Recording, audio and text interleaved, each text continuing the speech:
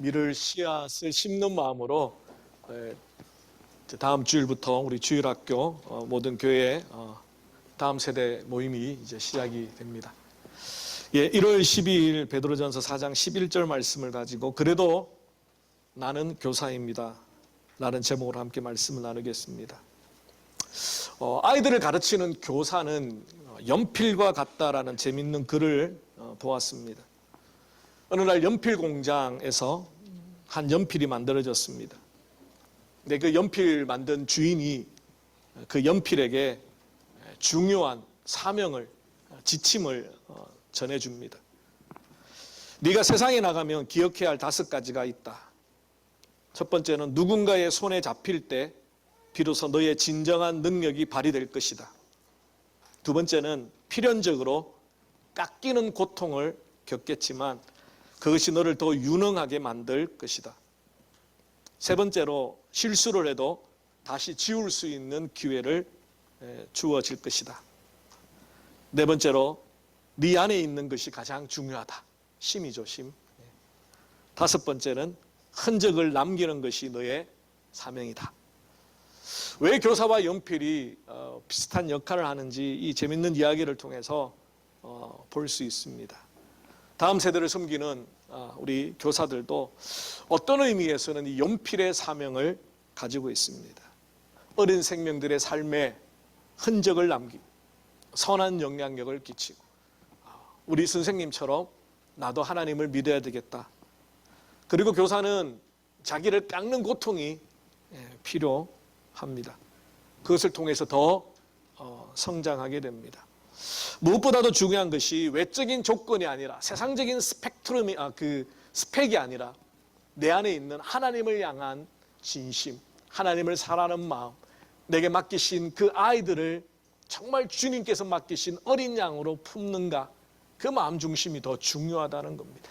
그래서 교회 학교는 세상의 어떤 스펙을 가지고 교사가 될 수 없습니다. 아무리 그가 훌륭한 학위를 가지고 있고 그가 세상적으로 아무리 똑똑하고 잘나도 영혼에 대한 안타까움, 하나님을 향한 그 마음의 중심이 없다면 그런 사람은 절대로 교사를 해서는 안 됩니다. 아마 우리 교회의 모든 교사들은 하나님을 향한 그 마음의 중심, 영혼들을 품는 그 마음에 헌신이 있기 때문에 올해도 교사로 헌신해 주신 것으로 믿습니다. 근데 예수님과 야고보서 혹은 성경에는 이 선생에 대한, 교사에 대한 경고들을 주고 있습니다. 예수님께서 예를 들면 마태복음 5장 19절에 보니까 그러므로 누구든지 이 계명 중에 지극히 작은 것 하나라도 버리고 또 그것이 그같이 사람을 가르치는 자는 천국에서 지극히 작은 자라 일컬음을 받을 것이요 누구든지 이를 행하며 가르치는 자는 천국에서 크다 일컬음을 받으리라. 내가 너희에게 이르노니 너희 의가 서기관과 바리새인보다 낫지 못하면 결코 천국에 들어갈 수 없다. 하나님의 말씀을 가르치는 목사나 교사에게 이런 영적인 부담감이 필요합니다. 하나님의 말씀을 누군가에게 가르쳐야 된다는 이 막중한 사명에 대해서 가볍게 소홀하게 생각해서는 안 됩니다.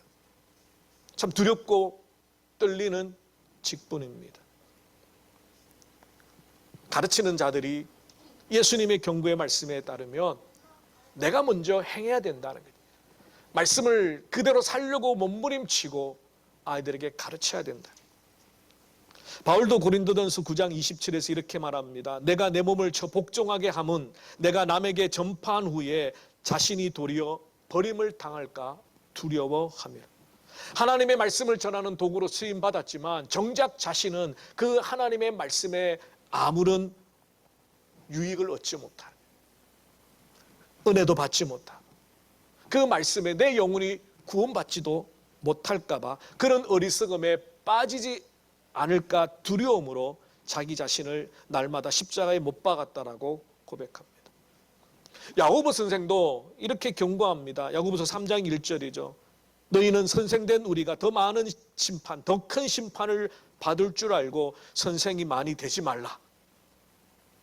이런 말씀들을 읽을 때마다 교사가 되는 게 부담스럽습니다. 오늘 특별히 교사 헌신 예배로 드리는데 목사님이 왜 교사들을 좀 이렇게 취업을 하시지 않고 이런 경고의 말씀으로 서론을 시작하실까라고 의아해 하실 분도 있을 겁니다. 그런데 제 마음이 바로 바울의 고백과 같습니다. 1년 동안 여러분들이 열심히 아이들을 섬기고 정말 온 마음을 다하여 섬겼지만 정작 자신은 그 하나님의 은혜 가운데, 그 복음의 은혜 가운데 있지 못하다. 얼마나 안타까운 일이고 어리석은 일이라는 할 수 있죠. 그래서 오늘 교사 헌신 예배를 드리면서 먼저 우리 교사들이 하나님의 은혜 가운데, 복음의 은혜 가운데 나가기를 소망합니다. 그 은혜를 가지고 우리 아이들을 섬기기를 원합니다. 너희가 많이 선생되지 마라. 선생된 자들이 더 큰 심판을 하나님께 받을 줄 알미라. 이 말씀은 교사가 되지 마라, 아무나 교사가 되지 마라, 그런 의미도 있겠지만 사실은 더 중요한 것이 진실한 교사가 되라는 거예요.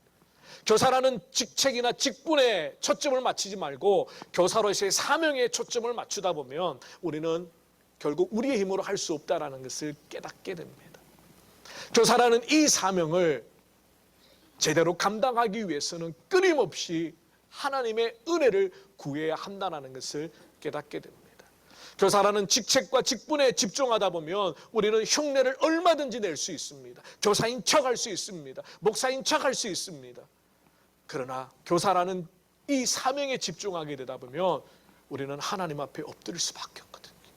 하나님 앞에 도움을 간구할 수밖에 없다는 겁니다. 우리 교사들을 보면 참 이 두렵고 떨리는 마음으로 진실되게 우리 아이들을 섬기기 위해 몸부림치고 있다는 것을 제가 봅니다. 또는 여러 가지 상황과 환경이 있습니다. 교사의 직분을 제대로 감당하지 못하게 만드는 그런 환경적인 것, 내 스스로의 자책, 내가 이렇게 봉사해서 이렇게 헌신해서 정말 교사로서 하나님 앞에 제대로 섬길 수 있을까? 그런 마음들이 불쑥불쑥 우리에게 찾아옵니다. 주일 아침부터 교사로 준비하고 하루 종일 아이들과 씨름하고 정말 지칠 때도 있습니다. 여전히 변화되지 않을 것 같은 아이들을 바라보며 그 아이들을 품는 것조차 버거울 때가 있습니다. 그럼에도 불구하고 우리는 우리 선생님들을 향하여 고백합니다. 그래도 당신은 교사입니다. 아마 하나님께서 그런 교사들을 향하여 말씀하실 겁니다. 그래도 너는 내가 세운 교사다. 오늘 2025년을 열정과 정성을 쏟아 귀한 영혼을 세워갈 우리 교사들을 위로하며 격려하며 오늘 베드로의 사명, 이 사도의 권면의 말씀을 교훈 삼아 1년 동안 여러분이 지칠 때마다 이제 내년에는 내가 정말 어떤 유혹이 있더라도 교사를 내가 안 해야지 라는 마음이 생길 때마다 오늘 이 베드로전서 4장 11절의 말씀을 기억하면서 다시 한번 힘을 내시고 다시 한번 용기를 내시고 정말 귀한 영혼을 하나님이 내게 맡겨주셨다는 마음으로 섬기기를 원합니다. 첫 번째로는 하나님의 말씀으로 삶을 말하기 바랍니다. 오늘 본문에 보니까 만일 누가 말하려면 하나님의 말씀을 하는 것 같이 하라라고 말하죠. 말한다는 의미는 하나님의 말씀을 가르치는 것, 선포하는 것 이외에 교회 안에서 하는 모든 활동을 말합니다. 예를 들면 교회 안에서 말과 관련된 활동이 어떤 게 있습니까? 복음을 전파하고 가르치고 또 찬양을 드리는 것, 또 간증을 하는 것, 또 예배 마치고 성도님들과 서로 교제하는 것. 한 주 어떻게 지내셨습니까? 그 모든 말로 드려지는 것들이 오늘 본문에서 말하다는 겁니다. 그런데 이걸 어떻게 하라고요? 하나님의 말씀을 하는 것 같이 하라는 겁니다. 그러므로 교사는 하나님의 말씀을 가르치는 데 전문가일 뿐만 아니라 하나님의 말씀을 모든 삶에 적용하는 데 전문가가 되어야 합니다. 교사는 교실 안에서만 교사가 아니라 교실 밖에서도 교사입니다. 아이들이 지켜보고 있는 거죠. 주일학교 시간이 끝나고도 교회 생활을 하는 모든 상황과 그 사건 가운데서 우리 교사는 교사임을 잊지 마셔야 합니다. 가정에서도 마찬가지입니다. 일터에도 마찬가지입니다. 직장에서도 마찬가지입니다. 내가 멜번 제자교회 귀한 영혼을 맡고 있는 교사다. 내가 교사다. 교사의 표정, 교사의 말투, 교사의 행동, 교사의 모든 것들은 아이들이 보고 배우는 것입니다. 존 밀턴 그레고리라는 분이 있습니다. 미국의 교육학자이고 저술가이며 교육 철학을 또 교사 훈련을 가르치는 영향력 있는 인물입니다. 이분이 교사의 7가지 법칙을 말하면서 가장 먼저 첫 번째로 꼽는 것이 뭐냐면 교사는 가르치는 내용을 분명히 이해해야 한다라고 말합니다.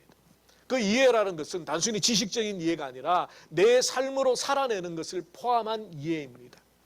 가르치는 것과 내 삶이 분리되는 것이 아니라 교사가 가르친 대로 살려고 몸부림치는 것. 그것이 가장 영향력 있는 교사의 첫 번째 법칙이라고 말합니다. 그러므로 하나님의 말씀을 가르치는 교사가 하나님의 말씀을 먼저 이해하면 당연한 것이고 그 말씀을 온전히 믿는 것도 당연합니다. 내가 확신하는 말씀을 외치는 것과 내가 머리로 하는 말씀을 가르치는 것은 받는 입장에서 배움을 받는 입장에서 분명히 드러나게 됩니다. 그러므로 교사는 성장과 성숙을 멈추어서는 안 됩니다. 다음 세대를 가르치기 위하여서 배워야 합니다. 이 배움이라는 게 때로는 아이들에게 배우기도 해요. 때묻지 않은 순수한 그 영혼들을 가르치며 말씀을 나누다 보면 오히려 교사들이 더 배웁니다. 그래서 많은 분들이 그런 고백을 해요. 목사님, 제가 교사라서 우리 아이들에게 뭔가를 가르치고 하나님의 말씀을 가르친다고 하지만 사실은 지나고 보니까 제가 참 아이들을 통하여 많은 것을 배우게 됩니다. 그런 고백을 하더라. 우리의 신앙의 성숙을 위해서는 섬기는 자리에 나가야 합니다. 편하고 익숙한 신앙의 자리를 벗어나서 주님과 같이 수고하고 애쓰는 마음, 그 마음을 드릴 수 있는 봉사의 자리가 필요합니다. 교회는 많은 수고하는 봉사들을 통하여 세워져 갑니다. 그 중에서 교사의 직분이 너무너무 힘들고 어렵고 수고한 직분입니다. 그래서 하나님께서 교사로 섬기는 자들에게 더 큰 은혜와 더 큰 위로를 주신다는 거예요. 그러므로 우리 교사 선생님들 1년 동안 아이들을 가르치면서 그 신앙 안에서 내 신앙이 자라기를 여러분 기도하시고 게으르지 않도록 노력하시고 애를 쓰셔야 합니다. 삶을 변화시키는 교사입니까? 라는 책에서 하워드 핸드릭슨이 이렇게 말합니다. 효과적인 가르침은 오직 변화된 인격을 통해서만 가능합니다. 당신이 변화될수록 다른 사람들의 삶을 더욱 변화시키는 도구로 사용될 것입니다. 따라서 당신이 다른 사람들을 변화시키기 원한다면 먼저 당신 자신이 변화되어야만 합니다. 그러므로 하나님의 말씀을 가르칠 뿐만 아니라 하나님의 말씀으로 사셔야 합니다. 여러분의 삶을 온전히 하나님의 말씀 안에 담구어 놓으시고 그래서 그 삶으로 말씀하실 때에 아이들이 변화되어지고 선한 영향력을 받게 된다는 것. 두 번째로는 하나님의 능력으로 영혼들을 섬기시기 바랍니다. 오늘 본문에 보니까 누가 봉사하려면 하나님이 공급하시는 힘으로 하는 것 같이 하라 이렇게 말씀합니다. 봉사는 하나님의 교회를 섬기는 모든 활동을 말합니다. 그 봉사에 수고하는 자들이 합력하여 오늘도 우리 멜번 제자교회를 세워갑니다. 교사의 직분은 교회 공동체를 세우는 중요한 직분 가운데 하나이죠. 교사뿐만 아니라 모든 주님의 교회를 섬기는 봉사자들이 기억해야 될 것, 모든 직분자들이 기억해야 될 것, 교회를 섬긴다고 하는 모든 사람들이 기억해야 될 것, 그게 바로 오늘 이 두 번째 원리입니다. 하나님의 능력으로 해야 됩니다. 하나님이 주시는, 하나님이 공급해 주시는 힘으로 하지 않을 때 인간적인 마음들이 드러나게 되고 이 직분이 자칫 잘못하면 계급에 교만의 도구로 드러나게 됩니다. 여기서 공급하다라는 동사는 본래 합창하다라는 단어입니다. 근데 나중에는 이 단어가 어떻게 해서 바뀌었는지 모르겠어요. 하나님께서 아낌없이 내어주다 라는 단어로 바뀌었습니다. 노래하다, 합창하다라는 단어가 아낌없이 주다라는 의미로 바뀌었는지 잘 모르겠습니다. 이 어원이라는 게 고대 헬라어 어원이라는 게 이 인과관계 없이 사람들이 사용하는 그 관습과 문화에 따라 다른 의미로 바뀌기 때문에 그렇습니다. 아무튼 하나님이 아낌없이 내어주다. 여기에 중요한 방점이 있습니다. 하나님의 교사로 섬길 때에 하나님 지혜를 주십시오. 가르치는 은사를 주십시오. 영혼을 품는 끊임없는 사랑의 은사를 주십시오. 그것이 내게서 나오는 것이 아니라 하나님이 공급해 주시는데 그냥 주시는 게 아니라 차고 넘치도록 아낌없이 내어주신다라는 약속의 방점이 있습니다. 종교개혁가 존 켈빈은 이 대목을 이렇게 설명합니다. 교회의 유익과 덕을 세우기 위해 하나님이 주신 은사로 봉사하고자 할 때는 하나님께서 아낌없이 공급해 주시는 것을 염두에 두고 힘껏 봉사해야 하며 자기 자신의 힘으로 하는 것 같이 하는 것이 아니고 겸손하게 하나님의 청지기로서 하나님이 주시는 능력으로 봉사해야 한다. 교사의 직분이 어려운 이유는 내 지식과 내 능력으로 감당하려고 하는 유혹들이 많다는 겁니다. 아이들을 가르칠 때 아이들은 지금 아무것도 모르는 백지와 같은 상태, 그래서 내가 가지고 있는 조그마한 성경의 지식을 가지고 그 아이들을 가르친다고 생각할 때 그때 우리는 쉽게 지치게 됩니다. 하나님께서 은혜를 부어주시지 않으면 자꾸만 사단은 우리 교사들을 공격합니다. 목회자도 마찬가지입니다. 네가 전한 말씀대로 못 살지 않느냐? 100%. 100%라는 말 아세요? 요즘 친구들 말로 100%, 100%. 사실 이 말씀은 제가 초창기 목사가 되었을 때 갈등했던 부분이었습니다. 하나님, 말씀을 전하는 목회자로 세워져 있는데, 교사로 세워져 있는데 말씀을 전할 때는 힘차게 외치지만 뒤돌았으면 사단이 속삭이는 거예요. 야, 너 그 말씀대로 사니? 100% 사니? 100% 어떻게 살아요? 그러면 전하는 자가 되지 말아야 됩니까? 자, 솔직하게 말해 봅시다. 이 세상에 어떤 목회자도, 이 세상에 어떤 교사도 하나님 말씀을 100% 다 순종할 수 있는 사람이 어디 있습니까? 그 말씀을 100%로 살아내는 사람은 이 땅에 없습니다. 우리는 그저 성화를 향하여 달려가죠. 그 말씀을 살아내려고 몸부림치지만 이 땅에서 예수님과 같이, 천사와 같이 완전한 성화를 이룬 사람은 아무도 없습니다. 그래서 더 몸부림치는 거죠. 그래서 더 겸손히 십자가 앞에 나가는 거죠. 그래서 끊임없이 자신을, 바울이 갈라디아 2장 20절에서 말씀하셨던 것처럼 내가 그리스도와 함께 십자가에 못 박혔나니 have been crucified. 날마다 못 박아야 되는, 날마다. 그렇지 않으면 내 속에 있는 조그마한 지식이 교만이 되고 내 신앙의 연륜이 다른 사람들을, 새신자들을, 초신자들을 무시하는 교만이 되어버리는 거예요. 그러니까 참 우리가 조심해야 되는 거예요. 교사도 마찬가지입니다. 사단은 끊임없이 공격합니다. 네가 전한 말씀대로, 아이들에게 가르친 대로 사니? 못 살잖아. 그러면 내년에는 교사하지 마. 그러면 교사할 사람도 없고요, 목회할 사람도 없습니다. 거기에서 갈림길이 있습니다. 사단이 아무리 공격해도, 사단이 아무리 지적해도 그래, 맞아, 나 그래. 그런데 조금씩 나는 하나님이 주신 은혜로, 하나님이 공급해 주시는 위로로 다시 도전해 볼 거야. 다시 내가 가르친 말씀대로 나도 살려고 몸부림칠 거야. 안 되면 기어서라도 주의 십자가 골고다 언덕을 쫓아가며 주님의 옷자락을 붙들 거야. 예수님 십자가 달릴 때 베드로가요, 자기가 큰 소리 친 게 있잖아요.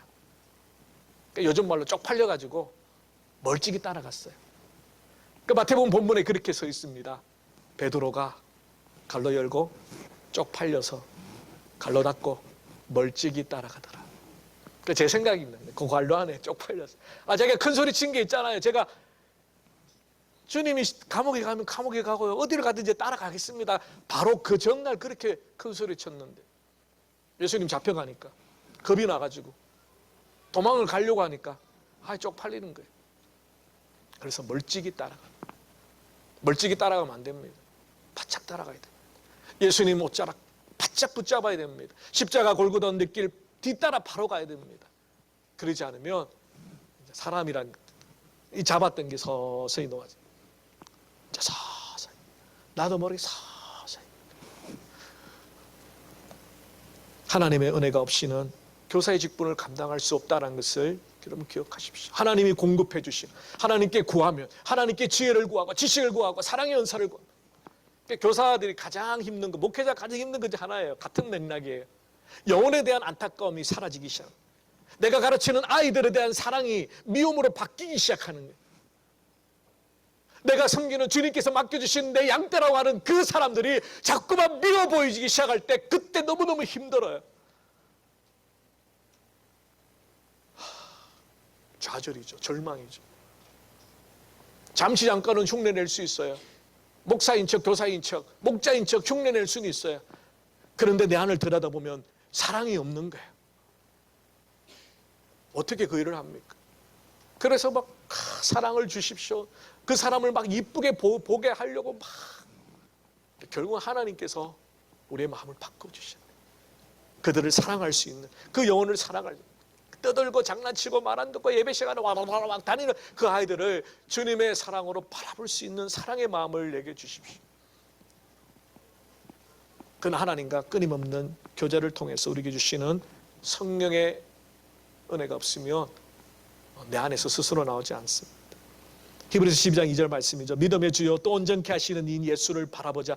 그는 그 앞에 있는 기쁨을 위하여 십자가를 참아사 부끄러움을 개의치 아니하시더니 하나님 보좌 우편에 앉으셨느니라. 너희가 피곤하여 낙심하지 않기 위하여 죄인들이 같이 자기에게 거역한 일을 참으신 일을 생각하라. 이렇게 은혜의 보좌 앞으로 나아갈 때 우리를 도우시고 채우시고 위로하시는 하나님의 공급하심을 매주마다 경험하지 않으면 교사로서 매주 입이 이만큼 나와가지고 억지로 작년에 내가 왜 교사 또 한다고 했을까? 가슴을 치면서. 그렇게 하실 바에는 하지 마십시오. 다른 사람 눈치 보면서 하려면 하지 마십시오. 하려면 제대로 하십시오. 하려면 하나님이 주시는 이 공급해 주시는 은혜를 붙들고 정말 제대로 교사로서 감당해 주시기를 바랍니다. 세 번째로 하나님의 영광을 위해서 끝까지 인내하시기 바랍니다. 오늘 본문에 보니까 이는 범사에 예수 그리스도로 말미암아 하나님이 영광을 받으시게 하려 함이라. 그게 영광과 권능이 세세에 무궁하도록 있느니라. 아멘. 그렇습니다. 교사로서의 부르심은 하나님께로부터 시작되었습니다. 교육위원장님이, 교육부장님이 세우신 게 아니라, 목회자가 세운 게 아니라 하나님께서 그 부르심을 세우셨습니다.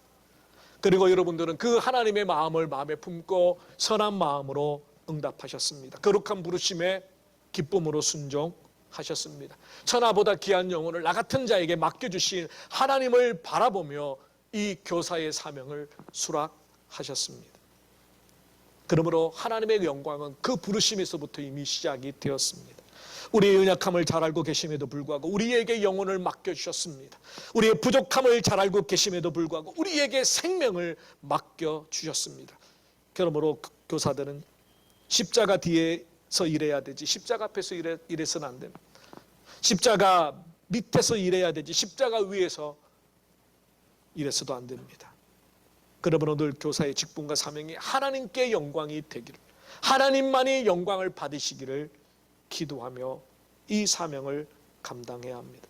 사람들의 인기와 사모, 보상과 칭찬, 이것을 사모하는 것이 아니라 하나님의 인정, 하나님께서 높여주실 영광, 그 영광을 바라보며 인내하셔야 합니다. 다른 어떤 보상도 필요합니다. 교사들을 격려하기도 하고 또 우리 교사들을 축복하기도 하고 또 우리 학부모님들이 교사님들에게 참 감사합니다. 우리 아이들의 영혼을 맡아주셔서 섬겨주셔서 감사합니다. 그런 고백도 필요하죠. 그러나 때로는 그런 것이 없다 할지라도 하나님께서 기뻐하시고 영광을 받으시는 거예요. 어쩌면 이 땅의 보상이 내 마음에 차지 않는다 할지라도 하나님 나라의 보상이 그 영광으로 여러분들을 위로해 주실 것을 믿습니다. 오랜 세월 동안에 이건 뭐 실제 있었던 이야기는 아닌 것 같고요. 예화집에 있는 내용 중에 하나인 것 같습니다. 오랜 세월 동안에 아프리카에서 헌신적으로 사역했던 한 은퇴 선교사님이 있었습니다. 이제 모든 사역을 마치고 고국으로 비행기를 타고 돌아오고 있었습니다. 근데 공교롭게도 그 같은 비행기에 세계적으로 유명한 외교관이 함께 타고 왔습니다.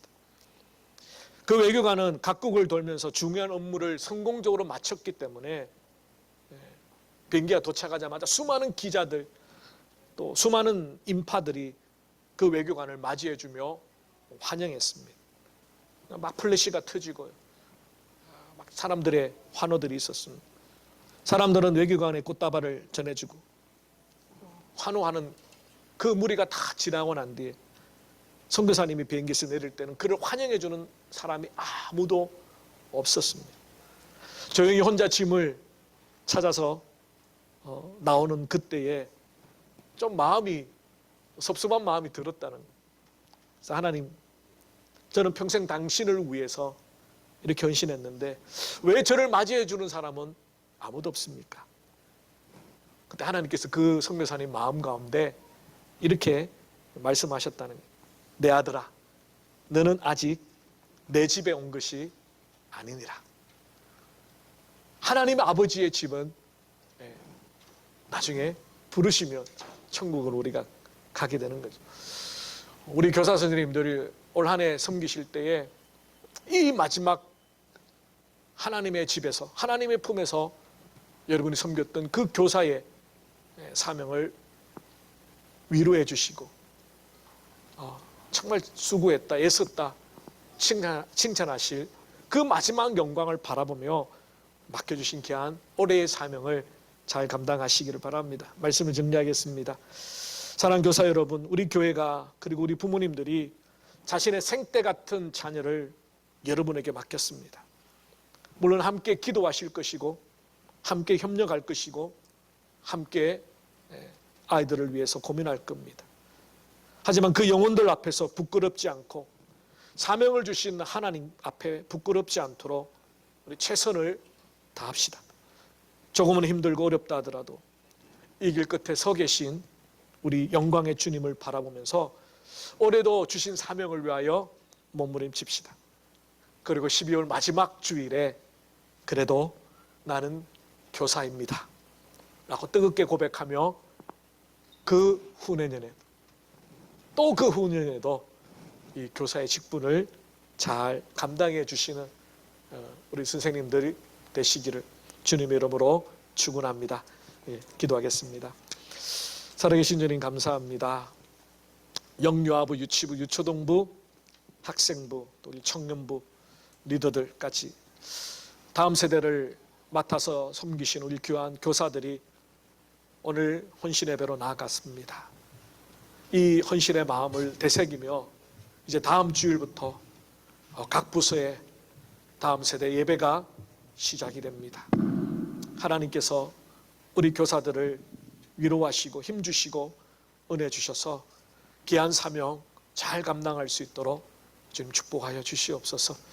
정말 천하보다 귀한 영혼을 하나님이 맡겨주셨다라는 절박한 심령, 이 다음 세대들이 하나님의 말씀으로 자라 이 시대를, 이 세대를 변화시키는 하나님의 나라의 일꾼도로 잘 자라갈 수 있도록 하나님 우리 교사들에게 주신 이 사명이 막중함을 깨닫고 최선을 다하여 주님이 공급하여 주시는 은혜를 매주 부르짖으며 그렇게 올 한 해도 잘 감당할 수 있도록 축복하여 주시옵소서. 우리 교사들을 우리 교회가 또 학부모님들이 함께 기도하며 격려하며 위로하며 주님의 교사로서 잘 감당할 수 있도록 그렇게 힘을 보탤 수 있도록 또한 축복하여 주시옵소서. 감사하고 우리 주 예수 그리스도 이름으로 기도 올리옵나이다. 아멘.